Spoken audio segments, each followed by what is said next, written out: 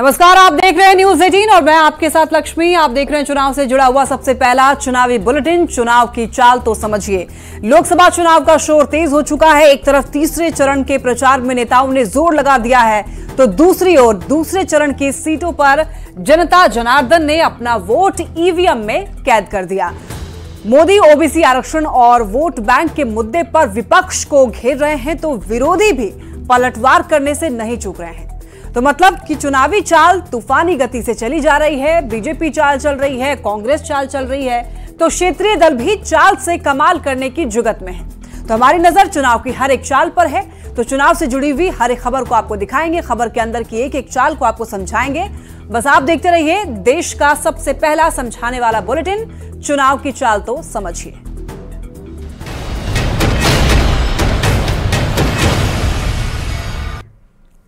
बिहार में दूसरे चरण की वोटिंग हुई। दूसरे चरण में बिहार की 5 सीट किशनगंज, कटिहार, पूर्णिया, भागलपुर और बांका में 58.58% मतदान हुआ, जो कि साल 2019 के मुकाबले करीब 4% कम है। 2019 में इन 5 सीटों पर 62.92% वोटिंग हुई थी।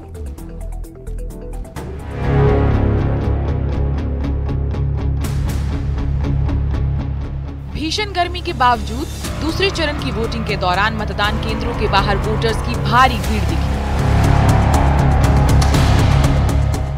दूसरे चरण में बिहार की 5 सीटों पर शाम 6 बजे तक 58.58% तक मतदान हुआ, जो 2019 के मुकाबले करीब 4% कम है। 2019 में इन 5 सीटों पर 62.92% वोटिंग हुई। 6 बजे तक जो अनुमानित है उस वोटिंग परसेंटेज है 58.58। दूसरे चरण के चुनाव में सबसे ज्यादा वोटिंग कटिहार में हुई, जबकि सबसे कम वोटिंग भागलपुर में हुई। अब एक एक कर इन 5 सीटों पर हुई वोटिंग के परसेंटेज को जान लीजिए। कटिहार में 64.6% वोटिंग हुई, तो वहीं किशनगंज में 64% वोटिंग हुई। पूर्णिया में 59.94% मतदान हुआ, तो वहीं बांका में 54% मतदान हुआ। वहीं भागलपुर में सिर्फ 51% ही वोटिंग हुई। किशनगंज का 64% है, कटिहार का 64.6% है, पूर्णिया 59.94% है, भागलपुर 51% है और बांका 54%। कुल मिलकर 58.58%। हालांकि 7 चरण में हो रहे लोकसभा चुनाव में दूसरे फेज में पहले फेज से ज्यादा वोटिंग हुई है, लेकिन 2019 के मुकाबले वोट प्रतिशत काफी कम रहा है। अब कम वोटिंग के पीछे गर्मी जिम्मेदार है या फिर कोई और वजह है, इस पर निर्वाचन आयोग के साथ साथ नेताओं और आम लोगों को भी मंथन करने की जरूरत है। Bureau report, news 18।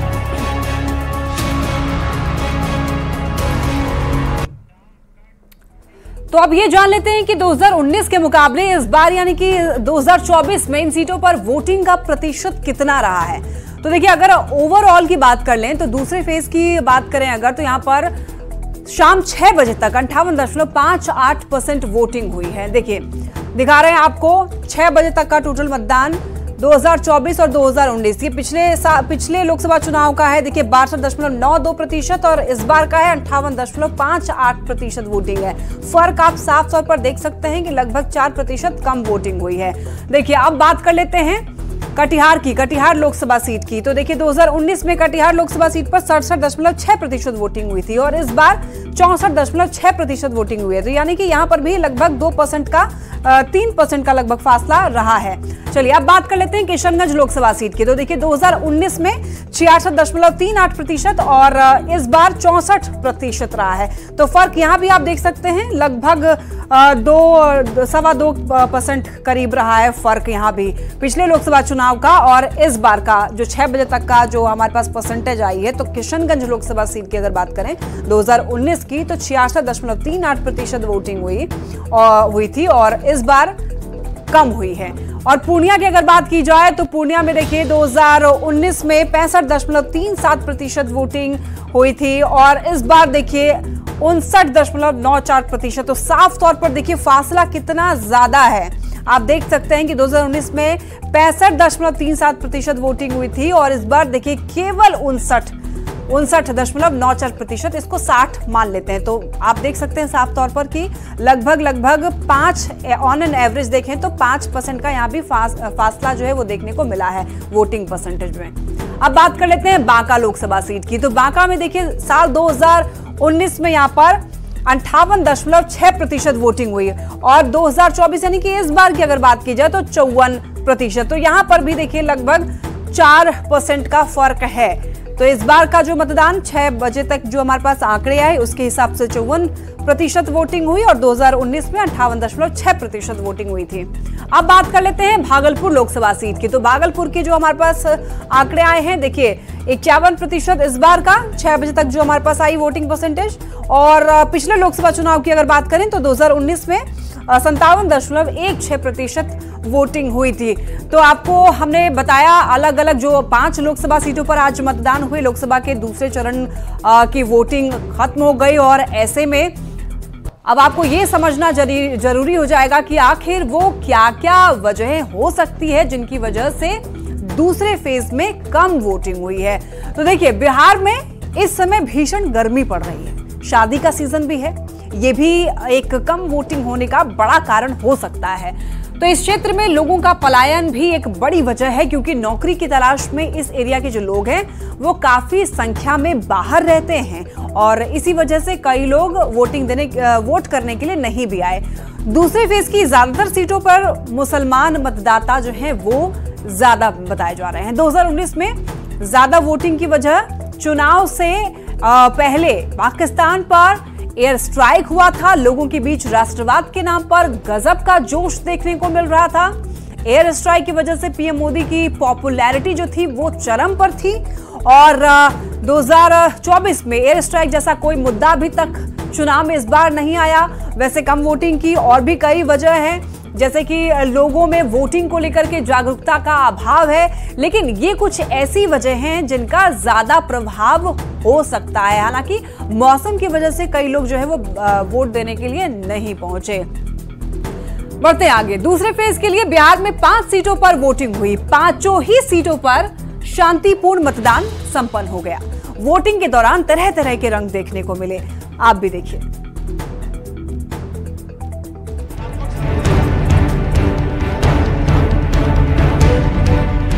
चिलचिलाती गर्मी में अपनी बारी का इंतजार कर रहे ये हैं भागलपुर के वोटर जो लोकतंत्र के महापर्व में अपना योगदान देने आए हैं। बिहार में दूसरे चरण की 5 सीटों पर वोटिंग हुई। वोटिंग के दौरान लोगों में जबरदस्त उत्साह देखने को मिला। बांका के पोलिंग बूथ पर दिख रही इन महिलाओं की ये भीड़ इस बात की तस्दीक करने के लिए काफी है कि कैसे गर्मी के बावजूद महिलाएं मतदान केंद्रों पर जुट रही हैं। वोटिंग के दौरान 2 सबसे अच्छी तस्वीरें कटिहार से सामने आईं। बकरी चराने वाली महिलाएं जब अपनी बकरियों के साथ वोट देने निकली तो हर कोई देखता रह गया।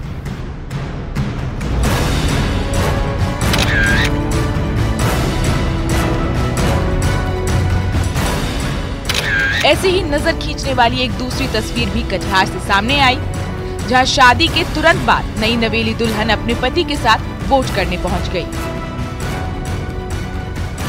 लेकिन जिस तस्वीर को देखने के बाद हर किसी का मन सलाम करने को करेगा वो है उस युवा वोटर की तस्वीर जो व्हील चेयर से वोट देने के लिए मतदान केंद्र पर पहुंचा।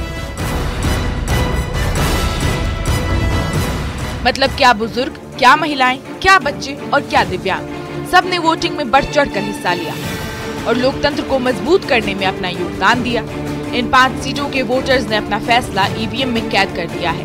अब किसको आशीर्वाद मिला है और किसे जनता ने नकार दिया है, ये 4 जून को पता चल जाएगा जब चुनाव के नतीजे सामने आएंगे। Bureau report, news 18। तो देखिए वोटिंग हो गई, वोटर्स ने अपना वोट ईवीएम में कैद कर दिया।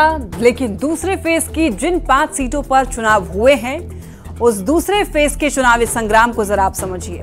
पहले फेज की 5 सीटों पर वोटिंग हुई और 2019 में इन 5 में से 4 सीट पर जेडीयू को जीत मिली थी, जबकि एकमात्र सीट पर महागठबंधन की तरफ से कांग्रेस का उम्मीदवार जीता था, यानी कि किशनगंज सीट। महागठबंधन के खाते में गई थी। तो देखिए एनडीए बिहार की सभी 40 और देश की 400 से अधिक सीटों को जीतने का लक्ष्य लेकर के चल रहा है, लगातार दावे भी ठोक रहा है, जबकि इंडिया अलायंस के सामने चुनौती है कि पिछले चुनाव से बेहतर प्रदर्शन करने के इस बार। तो अब ये देखना बड़ा दिलचस्प होगा कि जनता का आशीर्वाद किसे मिलता है और किसे जनता नकारती है। तो चुनाव के बीच ईवीएम को लेकर के सुप्रीम कोर्ट ने ऐतिहासिक फैसला सुनाया है। सुप्रीम कोर्ट ने ईवीएम से जुड़ी हुई सभी याचिकाओं को खारिज कर दिया है। सुप्रीम कोर्ट ने यह साफ कर दिया है कि देश में चुनाव इलेक्ट्रॉनिक वोटिंग मशीन से ही होगी, यानी कि ईवीएम से ही होंगे, बैलेट पेपर से चुनाव नहीं होंगे। और इसके अलावा ईवीएम से वीवीपैट स्लिप की 100% क्रॉस चेकिंग भी नहीं होगी। सुप्रीम कोर्ट के फैसले को प्रधानमंत्री नरेंद्र मोदी ने इंडिया अलायंस के नेताओं के मुंह पर तमाचा बताया है। बैलेट पेपर वाला पुराना दौर वापस लौट करके नहीं आएगा। लोकतंत्र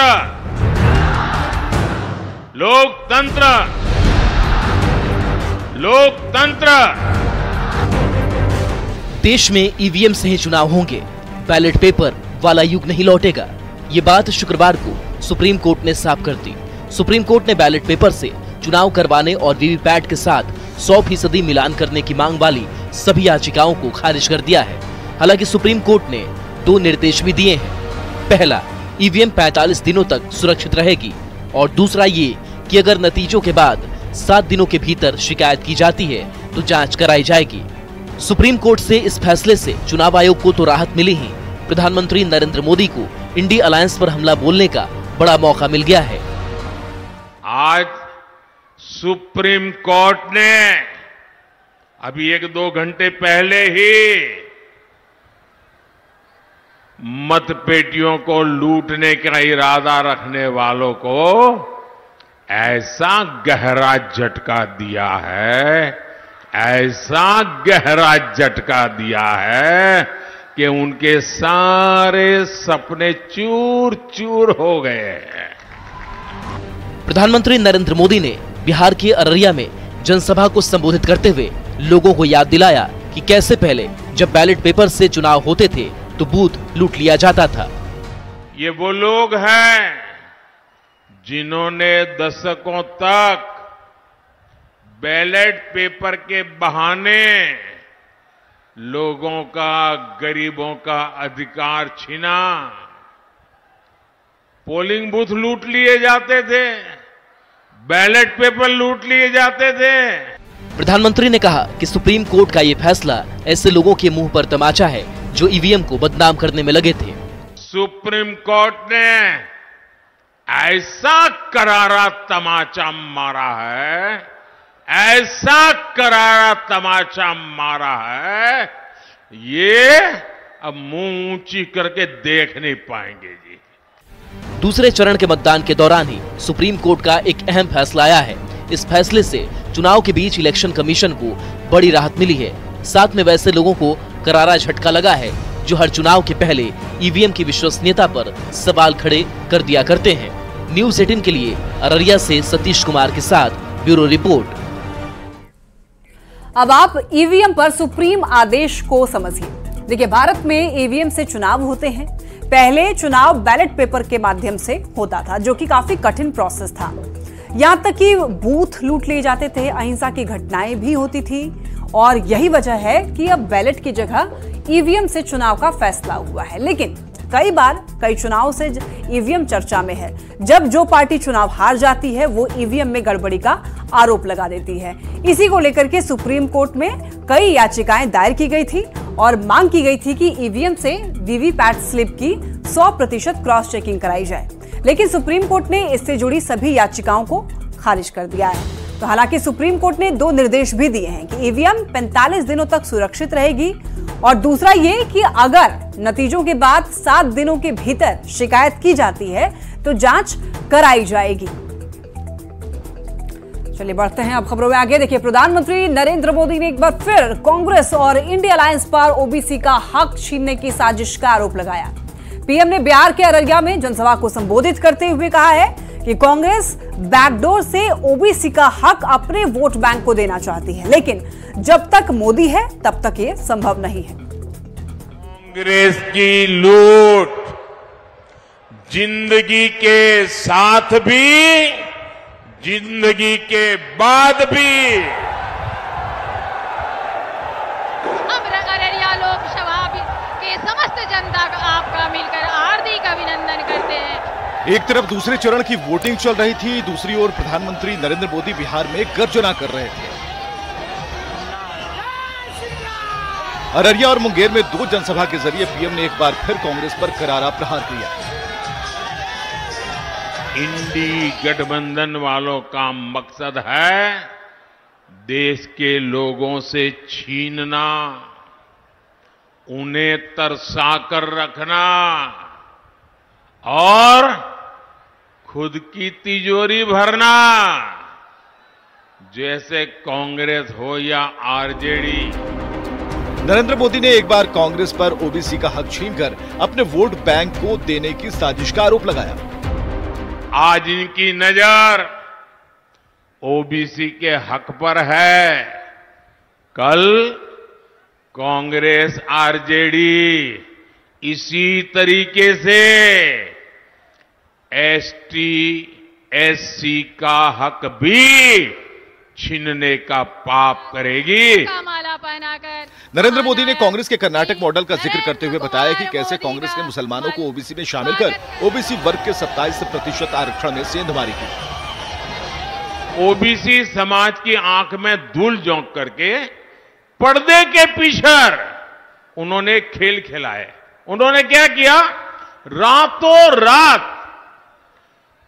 कर्नाटका में जितने भी मुसलमान समाज के लोग थे, कितने ही अमीर क्यों न हो, कितने ही पढ़े लिखे क्यों न हो, भले कोर्ट में जज बनकर के बैठे हो, कोई भी हो, रातों रात उन्होंने एक कागज पे थप्पा मार करके उनको ओबीसी बना दिया।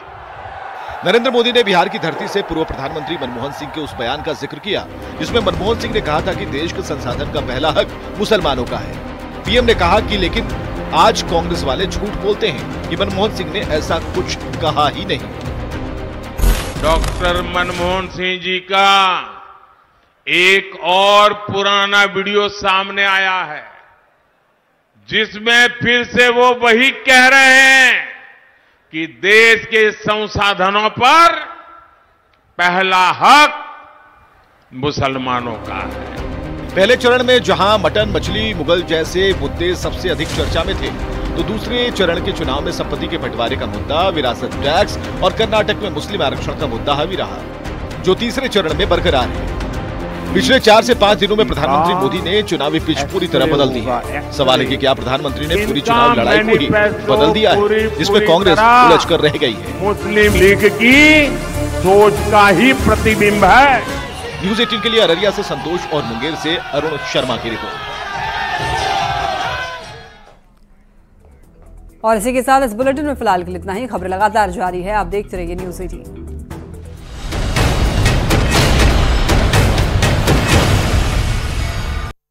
मुझे प्राइड है इंडिया पर, मुझे प्राइड है मेहनत पर। इंडिया का प्राइड मेरा प्राइड, वीकेसी प्राइड, कड़ी मेहनत का जश्न मनाइए। India pride, my pride, VKC pride, celebrate hard work. कैसा लग रहा है पहली बार वोट देने में? अच्छा लग रहा है। अच्छा लग रहा है। रात भर नींद वगैरह आई थी कि आज वोट देना हमको? जी, एक्साइटमेंट था। हाँ। तो क्या सोच कर आई हैं? कैसा लीडर चाहिए आपको भागलपुर के लिए, जो कि हमारे प्रोग्रेस में हमारा हेल्प करे, भागलपुर का डेवलपमेंट हो? हाँ। क्या नाम हुआ? प्रेरणा। तो बिल्कुल देखिए, ये फर्स्ट टाइम वोटर है, उनका उत्साह है और ये उत्साह देखने लायक है। काफी संख्या में आपने देखा जो यूथ है, एक अपना आधार कार्ड घर पर छोड़कर आई है, वो जा रही है आधार कार्ड लाने के लिए। फर्स्ट टाइम वोटर का उत्साह है, तो निश्चित तौर पर जब फर्स्ट टाइम वोटर अपना उत्साह दिखा सकते हैं, उनमें जोश है, जज्बा है, तो बाकी के भी जो वोटर है वो निकल कर आए, क्योंकि अभी बाकी भी संजय और बार बार हम अपने जो होता भी है। इस वक्त दर्शक मौजूद हैं और इन लोकसभा क्षेत्रों में जो भी रहते हैं उनसे यही अपील करेंगे कि आप जरूर से घर से बाहर निकलें और अपने मताधिकार का प्रयोग करें, क्योंकि अब वक्त बहुत ज्यादा शेष नहीं रह गया है। आप तस्वीरों के माध्यम से देख रहे हैं कि अब भी लोग अपने घरों से बाहर जरूर निकल रहे हैं और अपने अधिकार को भी पूरा करते हुए नजर आ रहे हैं। देखिए, हमारे संवाददाता निर्वाचन आयोग में मौजूद हैं विनीता मिश्रा, वहां से भी आपको अपडेट देंगे। विनीता, क्या इस वक्त वोट प्रतिशत है, इसकी पूरी जानकारी हमें दें।